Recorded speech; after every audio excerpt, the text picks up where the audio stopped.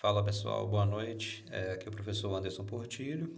Eu inseri uma matéria no ambiente virtual na semana passada e eu acho que fica mais interessante se essa matéria vier acompanhada de uma explicação. Então, diante dessa situação que a gente está vivendo agora, acho que nós temos que fazer tudo aquilo que está ao nosso alcance para que a nossa vida não mude muito radicalmente, né?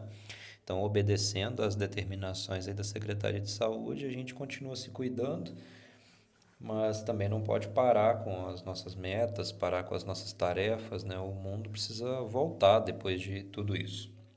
E aí, pensando nisso, então, essa primeira matéria, essa que foi colocada lá, ela é referente à disciplina de dimensões histórico-sociais da educação física, que nós iniciamos uma conversa em sala sobre as características da Grécia Antiga, né? Principalmente ligada à mitologia, né? Como é que a Grécia se organizava e aquilo que a gente sabia sobre a Grécia Antiga.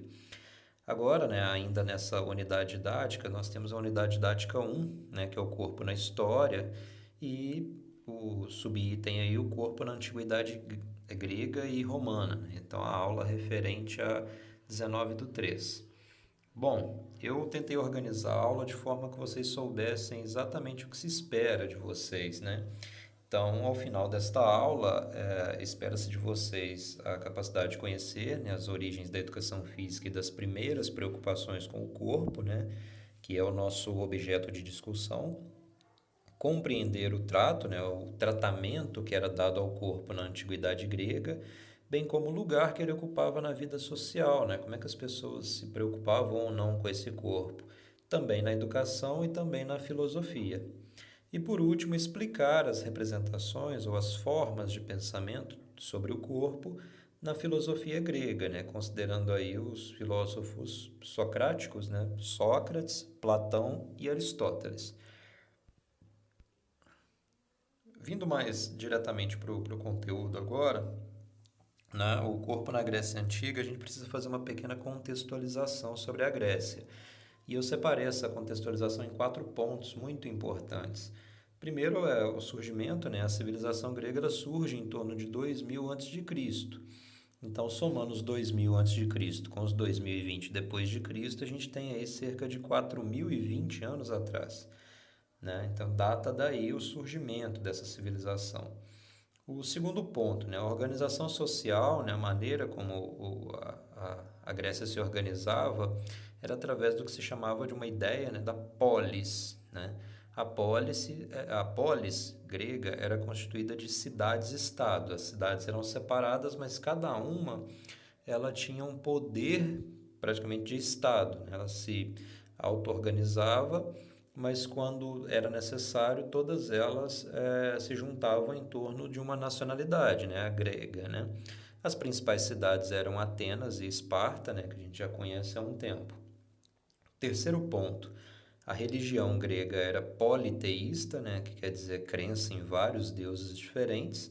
Como eu expliquei na aula passada, esses deuses representavam sentimentos, emoções ou é, aspectos da natureza, como beleza, né, caça e por aí vai.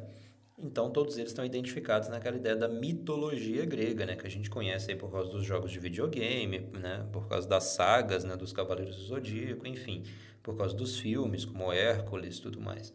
Quarto ponto, e talvez o mais importante deles é que ela está conhecida também como o berço da civilização ocidental. Aquela brincadeira que eu fiz, né? A gente tem 90% das coisas que perguntarem a vocês, onde surgiu, se vocês disserem Grécia Antiga, vocês vão acertar. Agora, algumas questões a respeito do corpo, né, na Grécia, diretamente como é que ele estava na vida social, né, como é que era a presença desse corpo nesse período da história. Então, ele era visto como um elemento de glorificação e interesse do Estado. Estado e religião se misturavam muito fortemente. E por que era interesse do Estado? Porque os gregos eles tinham a ideia de que o corpo ou a beleza era um presente dos deuses. E aí, sendo um presente dos deuses, cabia então aos seres humanos desenvolver esse potencial ao máximo possível. Então, quando alguém tinha um corpo belo e e saudável, né, na concepção deles, ele tinha mais era que expor ele, andar nu mesmo, para que todos admirassem a sua beleza. Segundo, o corpo era valorizado pela sua beleza, saúde, capacidade atlética e fertilidade. Né? Neste caso, a ideia de um corpo belo significava um corpo proporcional, equilibrado, né? E isso era considerado como um sinônimo de saúde. Então, um corpo atlético, bem treinado, era sinônimo de saúde, era igual ter saúde. Né? E também, por isso, era considerado mais fértil. Né? Como isso era referente aos homens, então aquele homem com capacidade atlética era considerado ali o sujeito que poderia gerar os melhores descendentes. Cada cidadão ele tinha liberdade, né, para desenvolver o seu corpo como ele entendesse, né? Mas embora um ideal de beleza estivesse colocado. E depois ele podia expor esse corpo nu, né, livremente. Então era permitido aos homens andar sem roupa. Só que aí essa ideia de cidadão é que é importante, porque olha, somente os homens livres, nascidos na Grécia, que eram considerados cidadãos. Então, todo cidadão era livre para buscar o corpo perfeito, mas nem todo mundo era considerado cidadão. Principalmente nesse caso, as mulheres e os escravos eram não gregos, né? Eles não podiam expor seus corpos e também não eram considerados cidadãos. Então, esses pontos aí são muito importantes a respeito do corpo na Grécia Antiga. Vou falar especificamente desse ideal de beleza grego agora, né? Isso é bem interessante de onde é que vem a ideia do que é belo e do que não é belo para os gregos, né? Então, para os gregos, a beleza física do corpo, né, eu coloco em negrito aí porque é isso que a gente está discutindo, o corpo, era sinônimo de saúde, né? Então, beleza era igual a saúde. Aí caberia a gente fazer uma pergunta assim, será que hoje, pelo que a gente vê na rede social, pelas personalidades fitness, tá muito diferente disso? E o curioso é que isso veio principalmente por influência da matemática, né? Porque eles consideravam belo, né? Eu coloquei em caixa alta aí, tudo que era proporcional, tudo que era equilibrado, né? Então, na arquitetura grega, por exemplo, as linhas retas, as proporções, tudo ganhava uma importância muito grande. Que quanto mais proporcional e equilibrado, mais bonito era. E assim também com o corpo, né? Então, tanto na arte quanto no corpo, né? Nas estátuas, esculturas, né? Tudo que era belo tinha características proporcionais, harmônicas, né? E assim por diante. E há também algumas explicações na mitologia, né? Lá com os titãs, com os semideuses e deuses, para poder explicar de onde é que vem a ideia de beleza que o grego coloca na sua cultura. E aí eu coloquei esse link de vídeo aí, que é bem interessante, bem curtinho, tem 6 minutinhos só, dado de curiosidade, né? Que há uma disputa entre Pan, que era um semideus, e Apolo, né? O deus da beleza, a representação grega de beleza, numa disputa para ver quem compunha a música mais bela, né?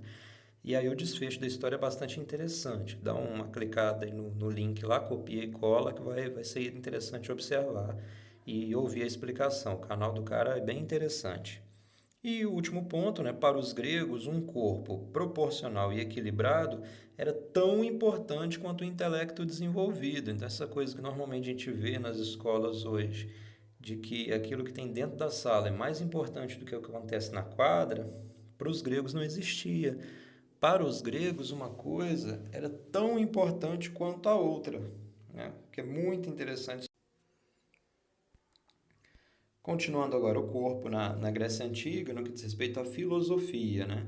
Então, a filosofia, os primeiros filósofos foram chamados de filósofos naturais, né? Eles tentavam explicar os fenômenos da natureza, explicar o que acontecia no mundo, sem recorrer à mitologia, sem ficar falando de deuses, semideuses, titãs e tudo mais. Então, esses sujeitos foram os primeiros que tentaram dar essa explicação mais racional para o mundo. Só que eles ficaram restritos a explicar somente a natureza. Então, eles foram chamados de filósofos naturais ou filósofos pré-socráticos, né? Então, dá para compreender a filosofia grega, né, dividida em dois, três, quatro períodos, né? Mas para nós aqui, se a gente dividir em dois, já está bastante compreensível. Então, vamos dividir nesses dois períodos principais, né? Existem os filósofos pré-socráticos, aqueles que se dedicavam a compreender e explicar a natureza, e os filósofos socráticos, né, que eles pegaram essa ideia da filosofia de refletir, explicar o mundo e passaram a tentar explicar as coisas humanas, né, a política, a economia, a sociedade e também o corpo. Então, o corpo foi interesse da filosofia e isso é importante para nós. O período socrático ele teve como principais nomes, né, Sócrates, né, autor daquela famosa frase que eu acho que todos vocês conhecem: só sei que nada sei, reconhecendo a ignorância do ser, né, do indivíduo frente ao mundo. O Sócrates ele teve um discípulo, né, que foi Platão. Então Platão foi discípulo do Sócrates, né, e o Platão escreveu muita coisa. Sócrates não escreveu nada, tudo que se tem hoje dos textos dele foi escrito por Platão. E o Platão foi autor dessa outra frase, né? Tudo que é dito por qualquer um de nós só pode ser imitação e representação, né?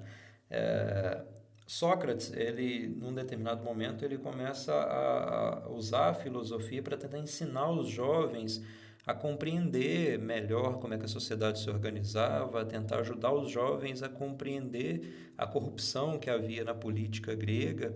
E ele é perseguido por isso, é preso por isso, ele nunca cobrou nada pelos seus ensinamentos e foi morto, né, pela política grega, né, por envenenamento, mas ele escolheu morrer por envenenamento e por isso Platão ficou um pouco revoltado, né, com a organização política da Grécia.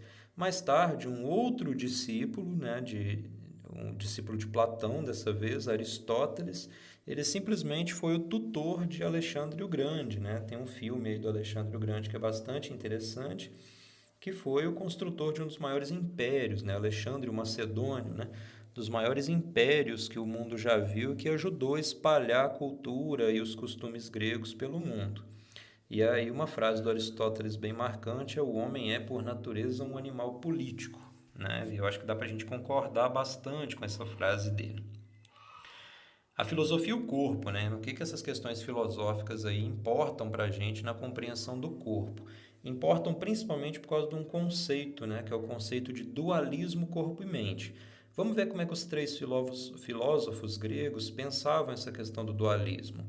O Sócrates, ele compreendia que o homem era alma e corpo, então, né, tem um esquema dual, né, dual aí de dois, corpo e mente, mas que era preciso cuidar da alma mais do que do corpo. Então, a alma, né, que é a dimensão racional do ser humano, tinha que ter mais cuidado. O Platão, ele também compreendia o mundo, né, e o corpo dividido em duas partes, né, também representando o dualismo. Para ele existia o mundo material, né, que é o corpo, representa esse mundo material e também o mundo material do mundo propriamente dito. E existia também o mundo sensível, né, que é o chamado mundo das ideias, né? Esse mundo das ideias, né, a gente vai entender como mente. Só que o Platão ele acabava entendendo que o corpo era um obstáculo para que a mente atingisse o conhecimento verdadeiro. E por quê? Porque o corpo tem sentimentos, ele tem medos, ele tem dores, ele tem paixões. E cá para nós, né? Todos nós já fizemos alguma burrada por paixão. Então a paixão às vezes engana a gente. A nossa percepção também nos engana.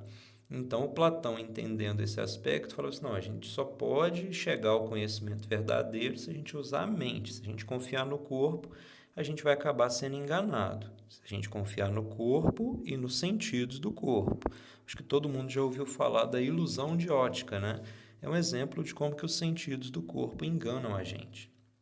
Por último, o Aristóteles ele compreendia a existência também em corpo e mente, então também no dualismo. Mas para ele o corpo não era um obstáculo, né? E sim um instrumento da alma para poder conhecer o mundo.